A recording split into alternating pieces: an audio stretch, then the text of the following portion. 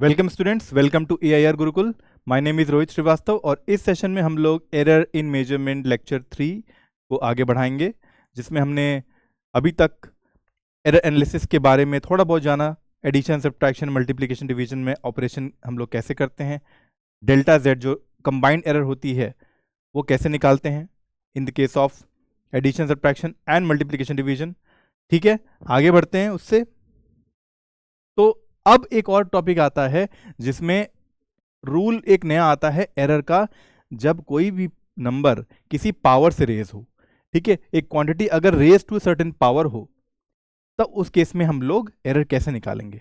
ठीक है, तो देखो, अगर मान लो एक z दिया हुआ है जिसकी वैल्यू a की पावर n लिखी हुई है, तो इसका अगर हमें डेल्टा z निकालना हो तो क्या करेंगे। तो उसका फॉर्मूला होता है, अगर तुमने थोड़ा बहुत लॉग पढ़ा है मैथ्स में तो देखो, लॉग अगर हम लगाएंगे तो ये फॉर्मूला कैसे आता है ये समझ में आ जाएगा। ठीक है, यही फॉर्मूला होता है delta Z by Z is equal to mod N delta A by A. अभी कैसे आता है समझो। देखो, z की power z is equal to A की पावर n लिखा हुआ है। अगर मैंने लॉग लिया दोनों साइड, लॉग z, और यहां पर हमने लॉग a की पावर n कर दिया, तो क्या होता है, लॉग z तो वही रहेगा और ये n जो होगा ये बाहर आ जाता है और यहां बन जाएगा लॉग a, राइट। ठीक है, ये बनेगा। और इसके साथ साथ इसके बाद क्या करो, इसको तुम डिफरेंशिएट कर दो। अगर डिफरेंशिएशन तुमने पढ़ा है थोड़ा सा, तो ये अगर तुमने z के टर्म्स में डिफरेंशिएट किया तो ये बन जाएगा 1/z, है ना। log का होता है 1/z, log x का होता है 1/x, तो ये हो जाएगा 1/z और ऊपर में आ जाएगा dz, राइट। और ये हो जाएगा 1/a, ऊपर में आ जाएगा dA। तो इसी को dz को हम लोग लिख सकते हैं क्या, देखो, delta z by Z is equal to N delta A by A. ठीक है, तो यहीं से ये फॉर्मूला डिराइव होके आता है जिसको हमने यहां लिखा हुआ है delta Z by Z is equal to mod N delta A by A. अच्छा, यहां पे देखना मॉड एन लिखा है, यानी अगर मान लो पावर इसकी नेगेटिव भी होती तो भी हम लोग यहां पर जो वैल्यू लेते वो नेगेटिव नहीं लेते, उसका मैग्नीट्यूड लेते, सिर्फ उसका नंबर लेते, माइनस साइन को नेग्लेक्ट कर देते। ठीक है, तो अगर मान लो यहाँ पर ए की पावर समहाउ -3 भी लिखा हुआ है तो जो आंसर आता हमारा वो delta Z by Z is equal to +3 delta A by A आता। ओके, इस तरह याद रखना है हमने। तो यहाँ पर मॉड लगाना बहुत ज़रूरी है, क्योंकि मैंने हमेशा बताया हुआ है कि एरर नेगेटिव नहीं होती है कभी, एरर हमेशा या अनसर्टेनिटी हमेशा एडअप होती है। ठीक है, चाहे वो रिलेटिव एरर हो जो मल्टीप्लिकेशन डिवीजन के केस में आया करती थी, या फिर एडिशन सब्ट्रैक्शन के केस में हो जहाँ पर सिंपली डेल्टा जेड को हम लोग ऐड ही करते थे। ठीक है, अनसर्टेनिटी या एरर हमेशा एडअप होती है, इसीलिए यहाँ पर मॉड लगाया गया हुआ है, क्योंकि जो डेल्टा जेड बाई जेड आएगा वो नेगेटिव नहीं हो सकता, इसलिए मॉड लगाना जरूरी है, which is always giving positive value. और डेल्टा ए बाई ए तो समझ में आ ही रहा है, कोई भी नंबर दिया है तो डेल्टा ए उसका एरर है, ए उसकी एक्चुअल वैल्यू है, डेल्टा जेड फाइनल वैल्यू की एरर है और जेड फाइनल वैल्यू का जो एक्चुअल नंबर है वो है। ठीक है, और एन क्या है, एन वो पावर है जिस पावर से वो नंबर रेज था, और मॉड लगाने के बाद जो आएगी वैल्यू वो पॉजिटिव ही आएगी। ठीक है, तो अगर इतना समझ में आया तो इस पे बेस्ड क्वेश्चन करते हैं एक आध। तो देखो, अगर मान लो एक नंबर दिया हुआ है L इज इक्वल टू 5 ± 0.1, हमें क्या करना है, एरिया निकालना है। तो ये एक तरह से एग्जांपल हुआ स्क्वायर्ड क्वांटिटी का, लेंथ दिया हुआ है, एरिया निकालना है। तो एरिया निकालने के लिए हमें पता है क्या होता है फॉर्मूला, L स्क्वायर होता है, राइट। तो क्या करेंगे, इसी नंबर का हमें क्या करना पड़ेगा, L की वैल्यू लिख लो पहले, L है 5 ± 0.1, यही है। अब हमें एरिया निकालना है, तो एरिया होता है L स्क्वायर, राइट।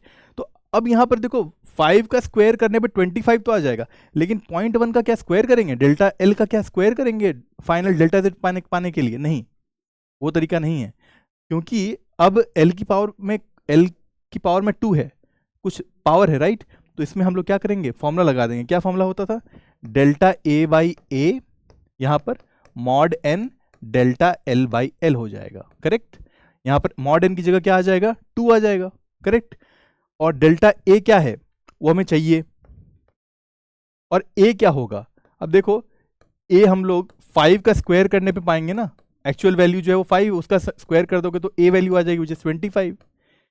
तो ए की वैल्यू 25 आ गई, n की वैल्यू 2 है, राइट, पावर 2 है, डेल्टा l कितना है 0.1 है, अपॉन में l की वैल्यू जो है एक्चुअल 5 है, ठीक है। तो अब तुम देखो इसको सॉल्व कर लोगे तो डेल्टा a आ जाएगा, जो कि एरिया का एरर आएगा। एरिया की एक्चुअल वैल्यू आ चुकी है 25, उसकी एरर निकालने का तरीका यही था। तो यहां से डेल्टा a आ जाएगा। कैसे? देखो 5 5 जा 25 होता है, तो डेल्टा a कितना हो गया?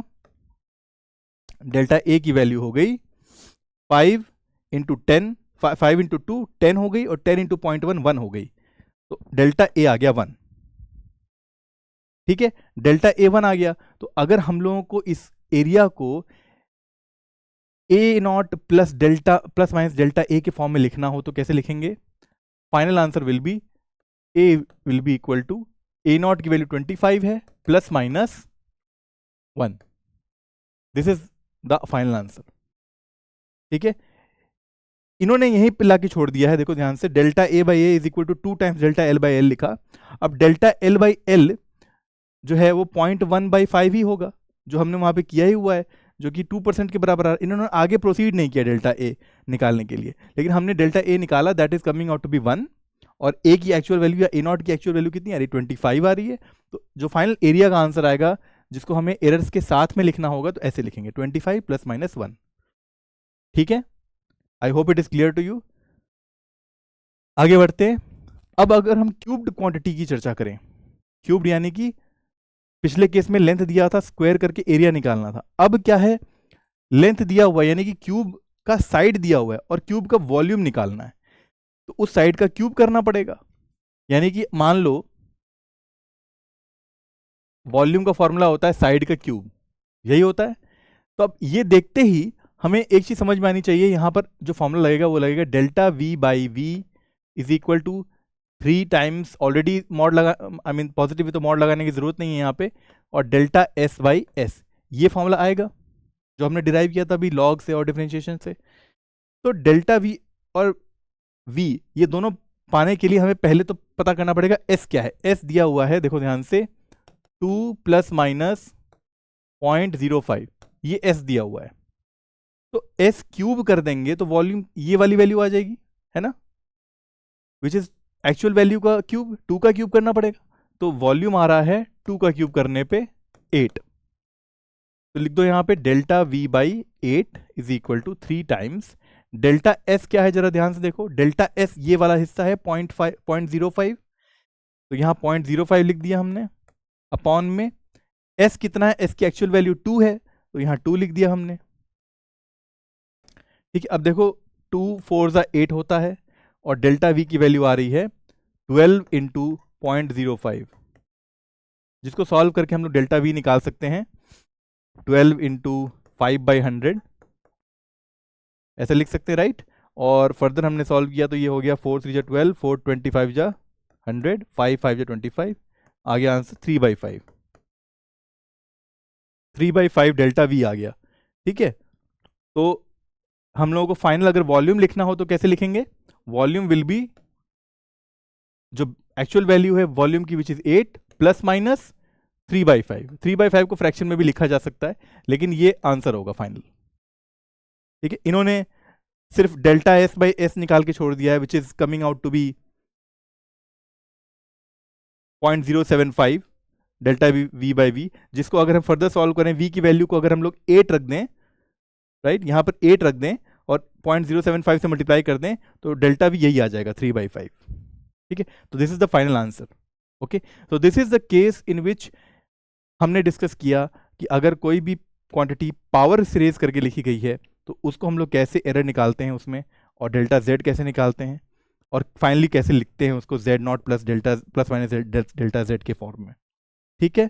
सो students, this is how we come to the ending of this particular session.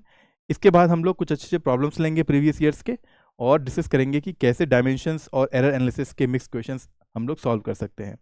Until then, keep learning and keep having fun with physics. Thank you very much.